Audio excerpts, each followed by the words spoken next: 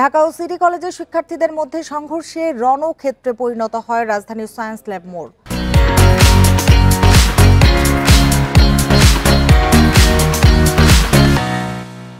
সংঘর্ষে আহত হয়েছে অন্তত ২০ জন। এদের মধ্যে ৪ জনকে ঢাকা মেডিকেলে নেওয়া হয়েছে। দুপুর ৩টার দিকে সংঘর্ষের শুরু। বেশ কিছুদিন বন্ধ থাকার পর আজই খুলেছে সিটি কলেজ। এদিকে দুপুরের দিকে সায়েন্স ল্যাব এলাকায় ঢাকা কলেজের একটি বাসে ভাঙচুর চালায়। এই ঘটনার পর বাকবিতণ্ডা শুরু হলে সিটি কলেজ ও ঢাকা কলেজের শিক্ষার্থীরা সংঘর্ষে জড়ায়। খবর পেয়ে সেনাবাহিনী ও পুলিশ ঘটনাস্থলে গিয়ে পরিস্থিতি নিয়ন্ত্রণের চেষ্টা চালায়। দুই পক্ষের ধাওয়া পাল্টা ধাওয়ায় সড়কে যান চলাচল বন্ধ হয়ে যায়। যানজটে ভোগান্তিতে পড়ে নগরবাসী।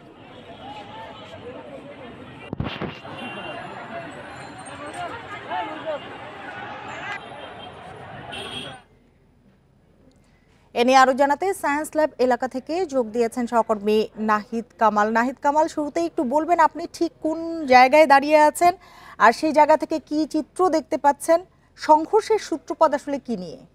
জি, আমি এখন ঠিক দাঁড়িয়ে আছি ঢাকা কলেজের ঠিক সামনে দাঁড়িয়ে আছি। এখানে কিন্তু একেবারে থমথমে পরিবেশ বিরাজ করছে। একটু দেখানোর যদি চেষ্টা করি, আইনশৃঙ্খলা বাহিনীর ব্যাপক পরিস্থিতি কিন্তু এখানে আছে এবং পুলিশের পাশাপাশি সেনা সদস্যরাও এখানে আছেন এবং মূলত ঢাকা কলেজের পাশের যে গলি রয়েছে সেই গলিতে কিন্তু কলেজের শিক্ষার্থীদের এর মধ্যে তারা বেশিরভাগ এখানেই অবস্থান করছেন এবং সিটি কলেজের শিক্ষার্থী যারা আছেন তারা তাদের কলেজের আশপাশের এলাকা অবস্থান করছেন এবং সেখানেও আইনশৃঙ্খলা বাহিনীর ব্যাপক পরিস্থিতি কিন্তু সেখানেও রয়েছে।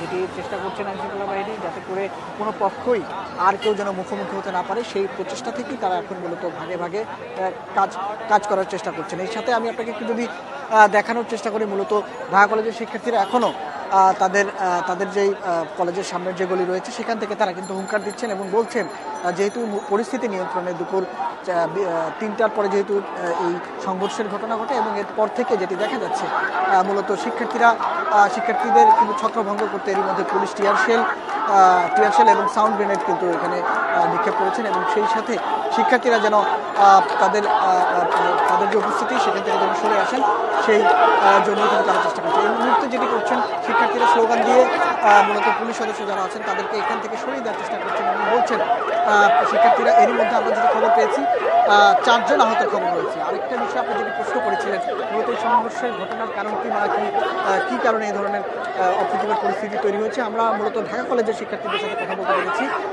সিটি কলেজের শিক্ষার্থীদের সাথে আমরা কথা বলা সম্ভব হয়নি, যেহেতু ওই দিকটাতে পুরো সংঘর্ষের রণক্ষেত্র ছিল এবং কোনো গণমাধ্যমের ক্যামেরাও সেদিকে প্রবেশ করতে দেওয়া হয়নি।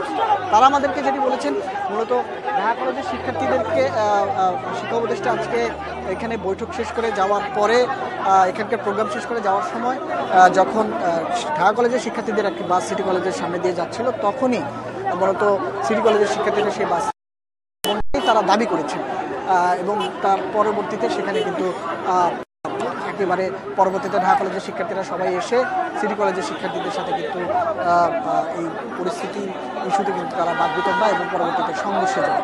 এখন যে পরিস্থিতি সেটিতে কিন্তু আইনশৃঙ্খলা বাহিনীর সদস্য যারা আছেন তারাও অনেকটা বেগ পেতে হচ্ছে এবং তারা কিন্তু শিক্ষার্থীদেরকে আইনশৃঙ্খলা বাহিনীর সদস্যরা কিন্তু শিক্ষার্থীদের সাথে কথা বলবার চেষ্টা করছেন। যে শিক্ষার্থীরা স্লোগান দিচ্ছেন এবং কথা বলছেন তারা কি সিটি কলেজের নাকি ঢাকা কলেজের? না, যারা স্লোগান দিচ্ছিল তারা মূলত হচ্ছে ঢাকা কলেজের শিক্ষার্থী। আমরা যদি একটু জানতে চাই, আমাদের ক্যাম্পাসের ভিতরে আমি আজ পর্যন্ত 2 বছর ধরে ক্যাম্পাসে আছি, এটা কখন আমি দেখি নাই। ক্যাম্পাসের ভিতরে ঢুকে পুলিশের টিয়ার সেলে কি আপনাদের শিক্ষার্থীরা আহত হয়েছে নাকি অন্য কোনো কারণে? এটা আমরা এই মুহূর্তে বলতে পারতেছি না, কারণ তার টিয়ার সেটা মাত্র তারা একটা করছে, বাট আমরা ভিতরে গেলে বুঝতে পারবো। বাট আমি তারা যেটা বলছেন পুলিশের টিয়ারশেল নিক্ষেপে এরই মধ্যে শিক্ষার্থীদের অনেকে আহত হয়েছেন এমনটাই দাবি করছেন এবং তারা স্লোগান দিচ্ছেন যে আইনশৃঙ্খলা বাহিনীর সদস্যরা তাদের ক্যাম্পাস এরিয়া থেকে যেন সরে যায় এবং পুলিশকে কেন্দ্র করে কিন্তু তারা এখন একটি স্লোগান দিচ্ছেন এবং পরিস্থিতি অবজার্ভ করছেন। আইনশৃঙ্খলা বাহিনীর সদস্যরা একটি ব্যারিকেড তৈরি করেছেন এবং নাহিদ কামাল, আপনাকে অনেক ধন্যবাদ। পরবর্তীতে নিশ্চয়ই আপনার সঙ্গে আবারও আমরা যোগাযোগ করব।